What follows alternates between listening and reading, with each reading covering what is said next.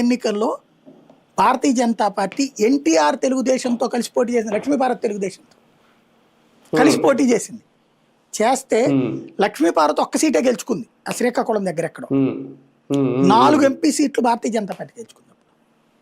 4 MP సీట్లు ఏకంగా. అప్పుడే కదా కృష్ణరాజు గెలిచింది. రాజమండ్రి గిరిజాల వెంకటనాయుడు తర్వాత తెలంగాణలో 2 సీట్లు గెలిచారు. 4 ఎంపీ సీట్లు గెలిచింది ఏకంగా. 18% ఓట్లు వచ్చినాయి. అంటే ఆల్టర్నేటివ్గా అది సెట్ అయిపోయింది.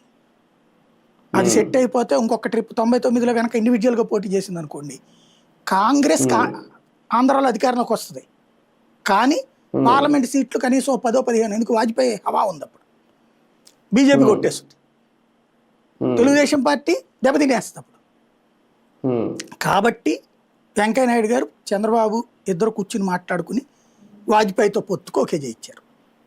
చేయించి ఒకసారి గుర్తుకు తెచ్చుకుంటే 7 పార్లమెంట్ సీట్లు ఇచ్చారు ఆ రోజున బీజేపీకి. 7 పార్లమెంట్ సీట్లు, 7కి 7 గెలిచింది. అప్పుడు 7కు 6 గెలిచింది నాకు గుర్తున్నంత వరకు. 6కి తగ్గల అప్పుడు ఎంపీలు. అలాగే 99లో ఎమ్మెల్యే సీట్లు కూడా దాదాపు 25 ఇచ్చింది తెలుగుదేశం.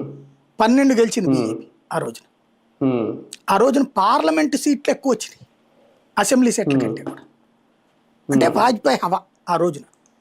కాబట్టి ఆ తర్వాత